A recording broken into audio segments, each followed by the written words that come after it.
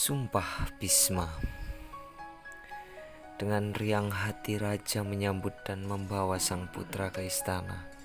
Anak yang dikelilingi aura keagungan dan kemudaan ini dinobatkan menjadi putra mahkota. 4 tahun berlalu. Suatu hari, raja berjalan-jalan di pinggiran sungai Yamuna. Tiba-tiba udara menyegarkan keharuman yang luar biasa. Raja mencari sumber keharuman. Ternyata sumber berasal dari seorang gadis yang jelita, secantik bidadari kahyangan. Berkat kebaikan hati seorang resi, keharuman yang sedemikian luar biasa akan selalu menguar dari tubuh gadis itu. Dan sekarang seluruh hutan menjadi harum karena kehadiran gadis tersebut. Sepeninggal Dewi Gangga, Raja Sentanu selalu berusaha menahan hasrat dan hawa nafsu.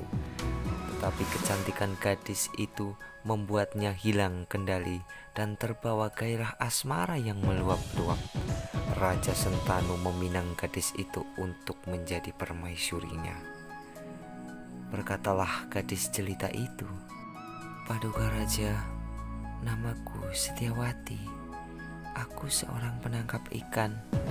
Ayahku kepala nelayan di daerah ini. Sekalian Paduka membicarakan permintaanmu dengan ayah. Semoga dia menerima pinanganmu." Suaranya seelok tubuhnya. Ayah gadis itu memang cerdik.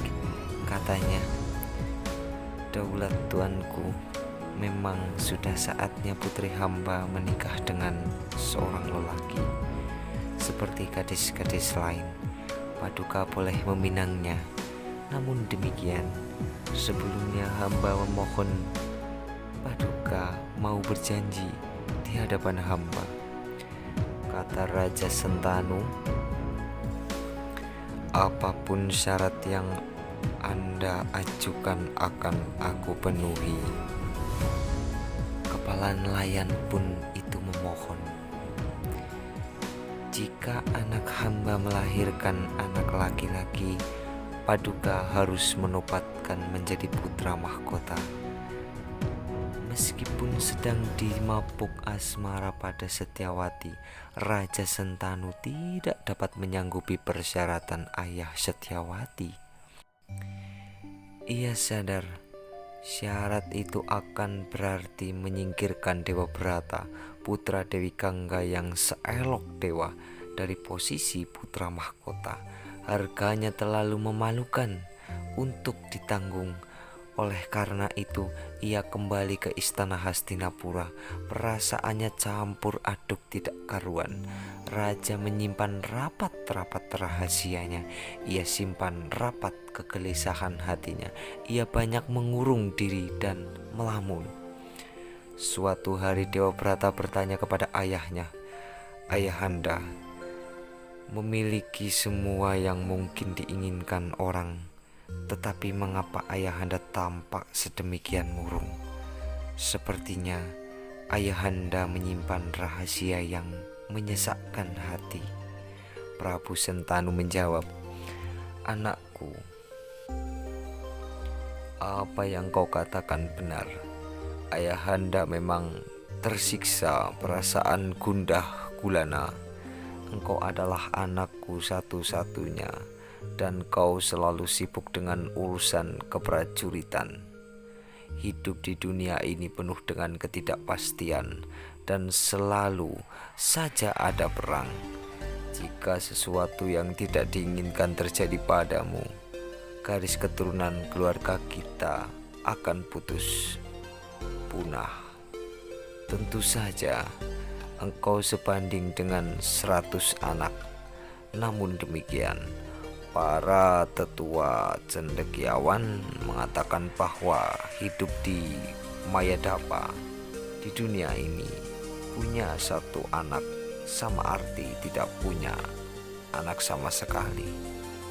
Sungguh sayang, kelangsungan keluarga kita tergantung pada seorang anak saja. Sebenarnya, ayahanda memikirkan kelangsungan garis keturunan keluarga kita. Inilah yang menyebabkan ayahanda berduka. Sang ayah berusaha menutup-nutupi apa yang sebenarnya terjadi. Ia merasa malu pada anaknya. Dewabrata yakin pasti ada alasan rahasia yang mengganggu ketenangan hati ayahnya. Kemudian ia bertanya kepada Seskreta ayahnya. Barulah ia tahu tentang pertemuan sang ayah dengan seorang gadis penangkap ikan di pinggiran sungai Yamuna. Kemudian ia pergi kepada kepala nelayan itu dan meminangkan anak gadisnya demi ayahnya. Kepala nelayan itu menerimanya dengan hormat, tapi tetap bersikukuh dengan syaratnya. Sebenarnya anak gadis hamba pantas menjadi permaisuri ayahanda Paduka. Oleh karena itu, bukankah wajar jika anak lelaki kelak akan menggantikan menjadi raja?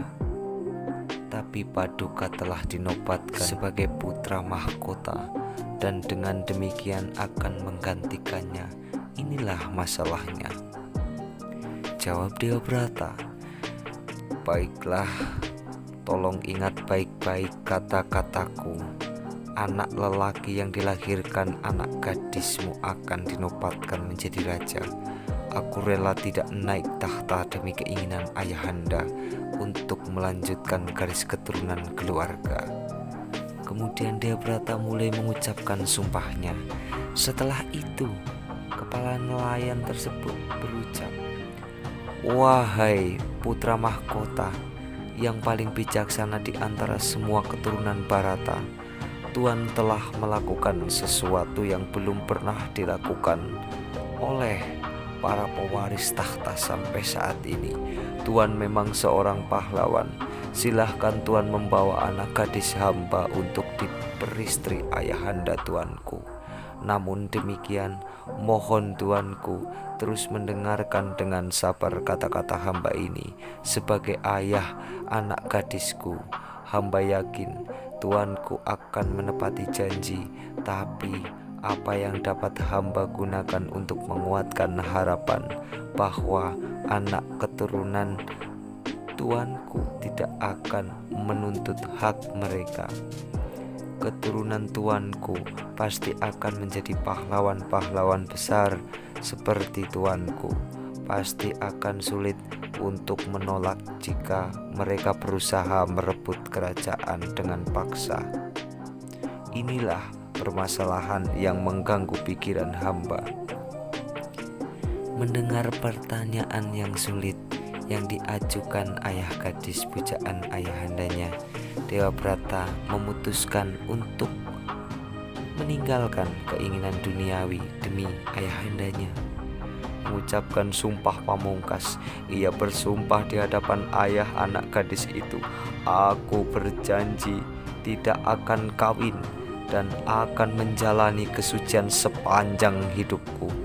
Ketika Dewabrata mengucapkan sumpah sucinya, para dewa menaburkan bunga-bunga semerbak di atas kepalanya, dan terdengar suara-suara yang mengeluh-elukan, "Bhisma, Bhisma, Bhisma." Sejak saat itu, Dewabrata dikenal sebagai Bhisma. Demikian putra Pedari Gangga memboyong Setyawati ke Hastinapura untuk ayahandanya. Dari perkawinan dengan Setyawati, Raja Sentanu mendapatkan dua putra, Citrangada dan Wicitrawirya. Wicitrawirya menjadi raja menggantikan saudaranya. Wicitrawirya mempunyai dua anak, Destrarasta dan Pandu, dari kedua permaisuri Ambika dan Ambalika. Anak Destrarasta yang berjumlah 100 dikenal sebagai Kurawa. Pandu mempunyai 5 anak yang dikenal sebagai Pandawa. Bhisma menjalani kehidupan yang panjang. Ia dihormati sebagai sesepuh keluarga sampai perang besar di medan Kurukshetra.